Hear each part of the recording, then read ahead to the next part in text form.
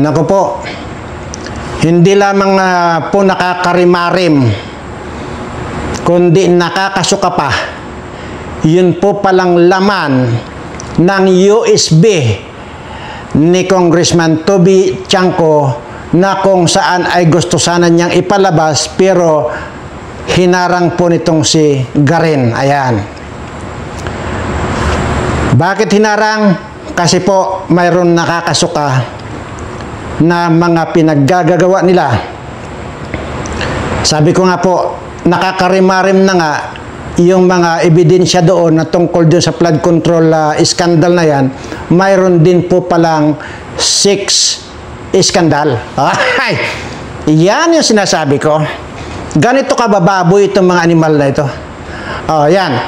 Pero siyempre bago yan ay nais ko po munang batiin lahat po ng aking mga subscribers, followers at mga viewers na sana po ay nasa mabuti kayong kalagayan lagi at ligtas sa anumang uri ng kapahamakan, ligtas sa anumang uri ng sakit at lalong higit ligtas sa mabibigat na problema sa buhay, bagkos ang darating sa inyo swerteng walang katapusan. Ayan. Doon po pala sa mga pangit pa, hanggang ngayon po pangit na hindi pa nagsusubscribe dito sa channel ko, ay mag-subscribe na po kayo at sisiguraduhin ko po sa inyo, pag pinindot po ninyo yung subscribe, pinindot nyo yung notification bell, pinindot nyo yung all, sisiguraduhin ko po paggising nyo sa umaga, kung kayo ay nagtataglay ng mukhang parang kuhol, may ilong na gatro sa kalaki na kagaya ng ilong ni Gadon, at yung ilong ni Mike Abby na halos natakpan na yung buong mukha niya, puro ilong na lang makikita. Ganon din po dito sa mga, kung kayo rin po ay may balat na ulik ba, kagaya ito mga Team Alpotira, aba, mababago po yan. Once na nag-subscribe kayo dito sa Birana Live Studio TV. Ayan. Isang lang po yan, isang tulugan lang po after ng pagpindot ninyo subscribe. Kinabukasan, paggising nyo, iba na ang itsura nyo. Makinis na ang mukha ninyo. Wala kayong masasalat na anumang gaspang sa inyong mga mukha na kung ang dati ay kasing gaspang ng balat ng talabayang inyong mga mukha, abay kikinis po yan. Yun lamang po ang alam kong gawin ninyo. Yun lang po. Wala na pong iba. Ayan. Balikan na po ba natin yung nakakarimarim at nakakasuka? Yun na nga po. Siguro naman ay alam nyo na po yung pinaggigiitan ni Congressman Toby Chanco na ang sinasabi, Comsec, pakipli nga itong itong aking USB. Di ba hinarang at nag-object din itong si Abante na huwag ipalabas. Lalong higit itong si Garen, talagang hinarang talaga niya. Yun pala, aba, ay may nakapaloob pa lang 6 skandal nitong mga kawatang ito.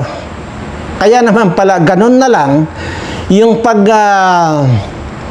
pagtatakipan nila, kasi nandyan pa pala yung mga nakakasuka at nakakarimarim, hindi lang yung flood control project anomalies, kundi mayroon din po pala silang mga 6 skandal. Grabe ang mga kababoy nito mga ito. Baboy kayong lahat dyan. Ngayon po ay siyempre dahil hindi pa naman po na ipapalabas yan, ay bagkasya muna tayo dito sa blind item muna tayo. Kasi mahirap po yan. At least kung pinakita na pala, pinakita na yan ni Congressman Toby Chanco, ay wala na tayong pananagutan. At cyber libel po yan kung sakasakalit mag-mention tayo ng pangalan. Dito po sa particular na ito, ayaw ko pong i-mention. Pero ang nakipag-barot-butan pala, tawag dito, kung ito raw, dito sa lumalabas dito sa USB na ito, kasi mayroon na po akong kopya, at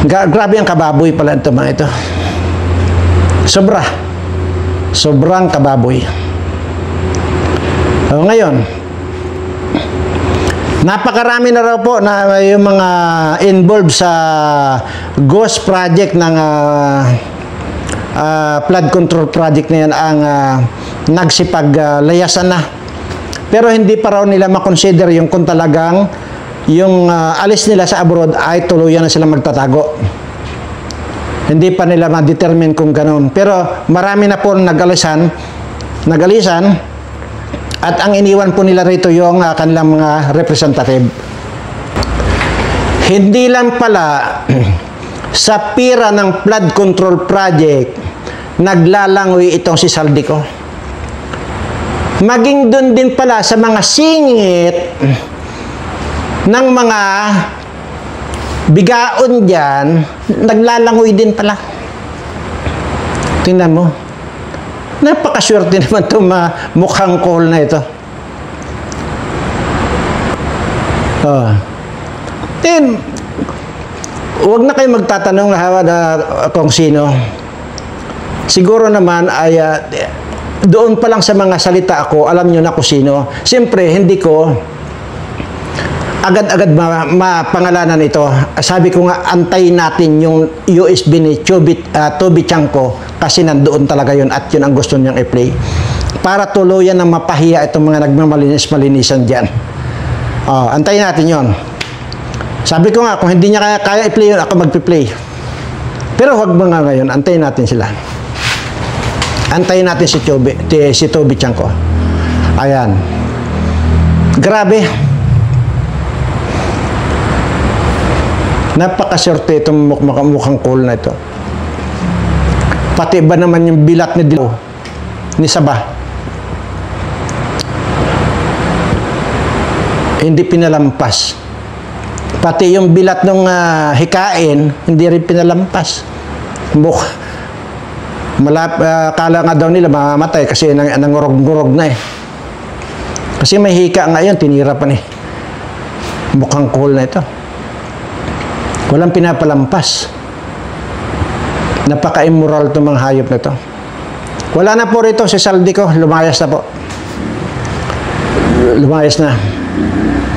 At may balita rin tayo na si Diskaya ay nasa Vietnam ngayon kasama yung mga anak.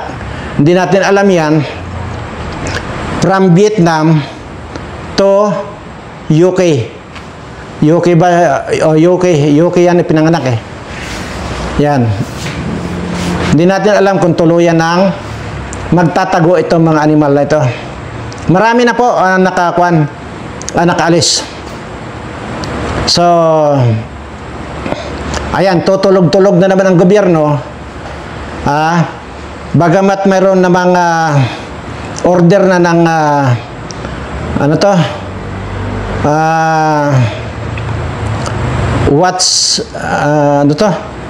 hindi naman hold departure eh. Kasi hindi pa naman nila pwedeng i-hold dyan. Maliban lang kung may warrant of arrest na sila. Hindi, wala karapatan pa sa ngayon ang BOC, immigration, na mag-hold. Kasi wala pa namang kwan sila. Pero kung maliban lang kung may warrant of arrest na sila. Iyon pa lang. So, pero ang sigurado po si Saldico at pamilya niya, lumayas na po. Ayan. Pero bago lumayas, nag-iwan muna siya ng ewan ko paano kaya nakuha ni Toby Chanko itong USB na ito na naglalaman ng kanyang video. Na ang kalaro nito may tawag dito yun, sa dulo ng dila ako yung laro na yung ganyan, tapos ganyan. Hindi, nasa dulo ng dila ko, hindi ko mabigkas kung anong laro yan eh. Yan yung kalaro ni Saldico, itong si Dingbak siya.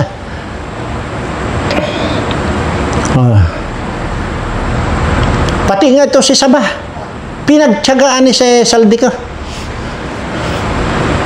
Naging kalaro din sa ganyan pak.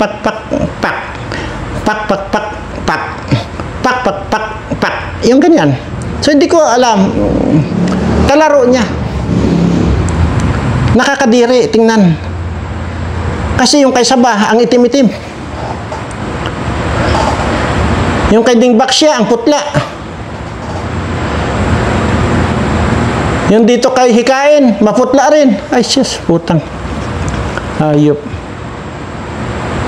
Pati yung singit ni ko na yun, Sabah, ang itim. May kopya ako kaya alam ko. Ito sinasabi ko.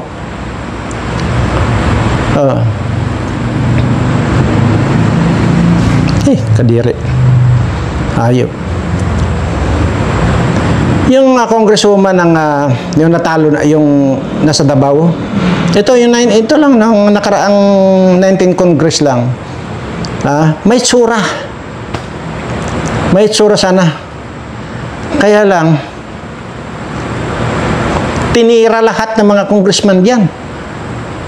Yak. Alam niyo ba yung taga Davao na congresswoman na malandi pa sa kambing? Malandi pa sa kanggaro? Tinira pala lahat ng mga congressman diyan. Pati nga yung matatandang congressman, tumira din pala. Naging kalaro na sa pak.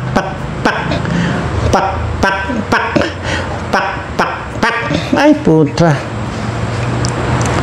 Grabe.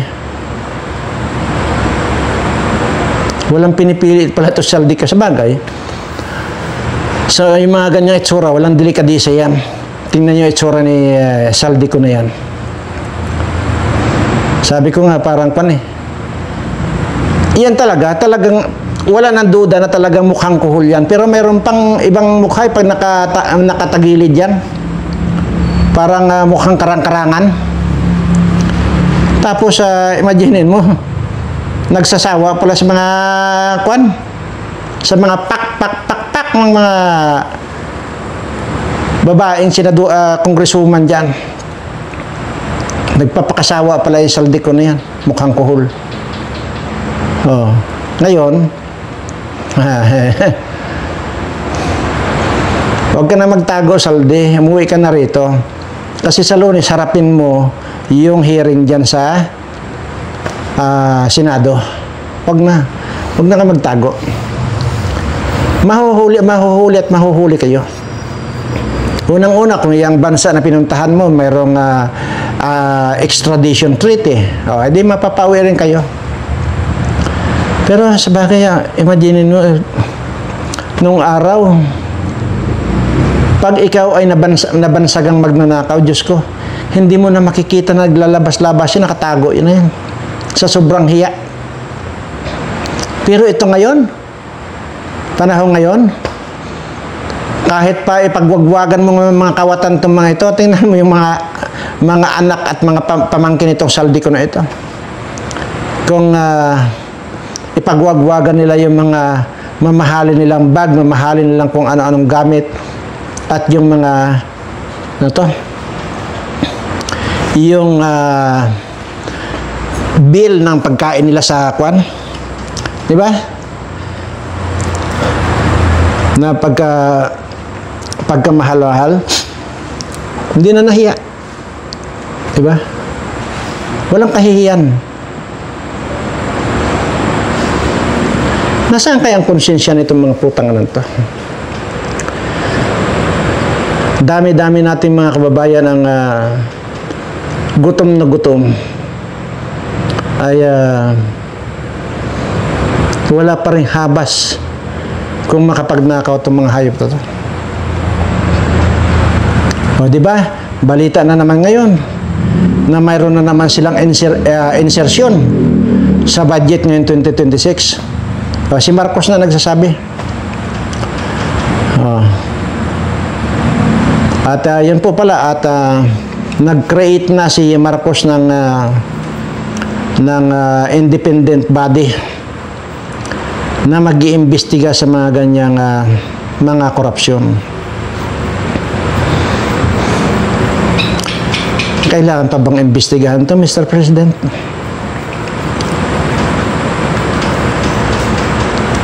Mag-aaksaya na naman tayo ng pera para pampasweldo dyan sa mga independent body na mag-iimbestiga.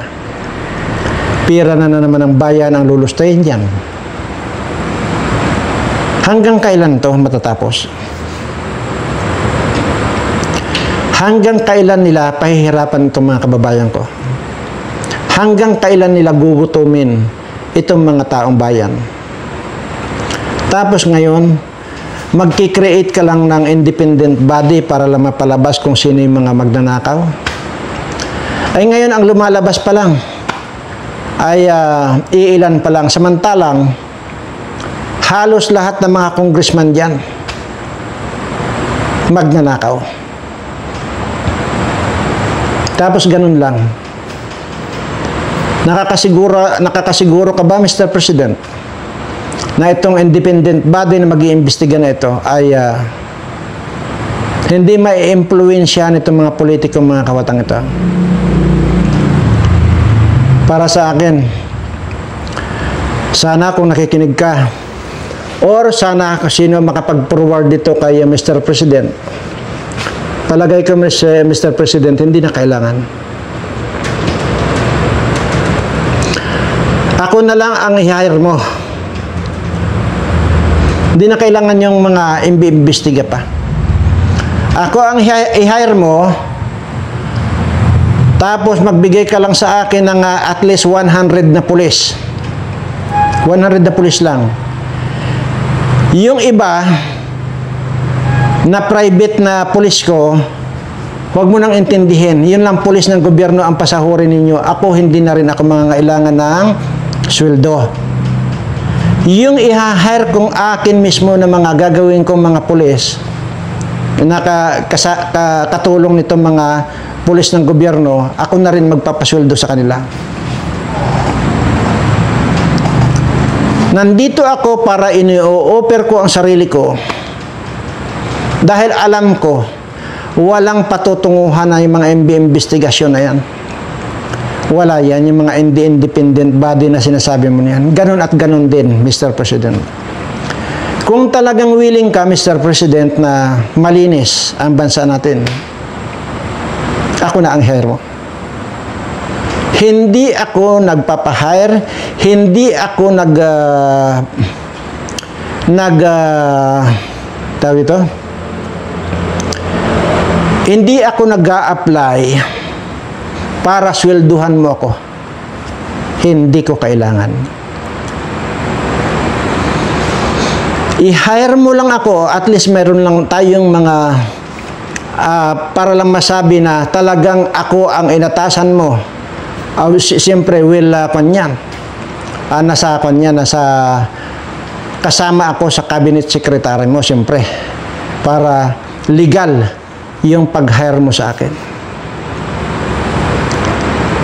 Uulitin ko lang, Mr. President, at ilalatag ko itong gusto kong sabihin. I-hire mo ako, tudasin ko lahat yung mga kawatan na yan. Ang kailangan ko lang sa gobyerno ay 100 pulis.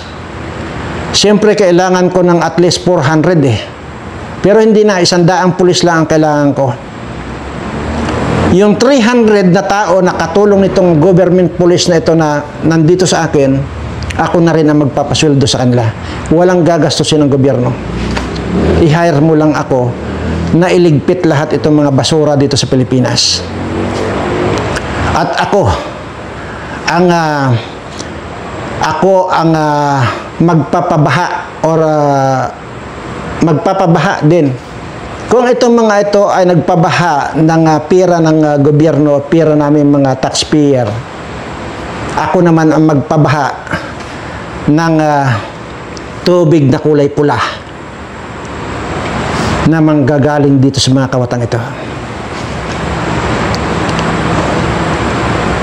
Maliwanag po, Mr. President, itong sinasabi ko. Hindi mo na kailangan mag-hire ng independent body for investigation. Diretso na. Wala nang investigation ito. Hindi na kailangan. Hanggang ngayon, usong-uso, Mr. President, na mayroong pinupuntahang restaurant. Yung mga sikat na restaurant na mayroon silang live na isda sa kanilang aquarium.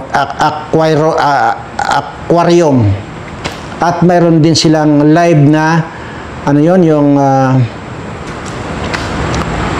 yung ulang. Yan, ulang. Ano ba sa English yung ulang? Oh, yan. Di ba mayroong ganyan na restaurant?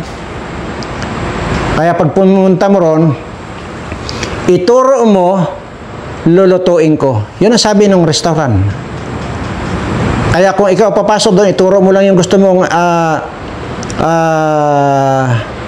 mong kainin, iluluto nila.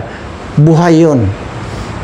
Walang pagkakaiba dito sa pinipresenta ko ang aking sarili na ituro mo lahat sa akin yung gusto mong iligpit. Ililigpit ko lahat yan na walang labis, walang kulang.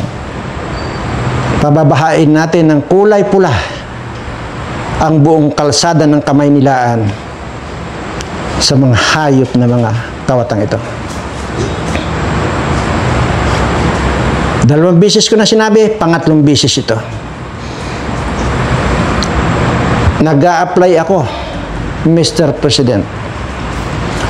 Instead na mag-imbestiga pa at kumuha ka pa ng team ng mag-iimbestiga ng fact findings committee. Wag na. Useless. Ako na lang. Uulitin ko ulit. Hindi ako hihingi ng kahit na sintabos na sweldo. Ang hihingin ko lang sa iyo, 100 lang na pulis. 100 lang na pulis.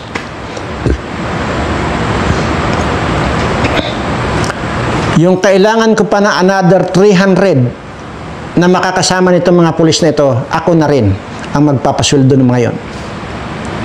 So, ibig sabihin, walang gastos ang gobyerno pag hinire mo ako. Not like ito, magkikreate ka ng fact findings committee or fact findings investigation. Pagkakapirahan na naman nila ito. Gagastos na naman ang gobyerno. Yan lang, Mr. President. Sana i-consider mo. At ito ay pinapangako ko sa iyo, Mr. President, at dito sa buong sambayan ng Pilipino, sa lahat ng mga kababayan nating walang masaing, sa lahat ng mga kababayan nating gutom na gutom ngayon, pinapangako ko, pag ito ay pinagbigyan ako ng ating presidente, on the spot, gaganda na ang buhay ninyo. Dahil sabi ko, maging kaluluwa nitong mga ito, susunogin ko. Yun lamang po at i-share nyo na po ito. Sinabi ko. Para po makarating po sa kinauukulan to sinasabi ko. Ito na po yung pagkakataon natin. Ito na po yung right timing natin. Hanggat hindi natin na susunog sa itong mga ito. Hanggat hindi natin nagigilitan itong mga ito. Wala nang kapag-asa kayong mga mahihirap nating kababayan. Yun lamang po at sana pagpalain nawa kayo ng mga subscriber ko. Pakaingat din po kayo. Kung hindi po kailangan na lumabas ng bahay, wag na po kayong lumabas ng bahay. Para po maiwasan ninyo yung magkasakit. Hanggang dito na lang po. Maraming salamat at mahal na mahal ko po kayong lahat.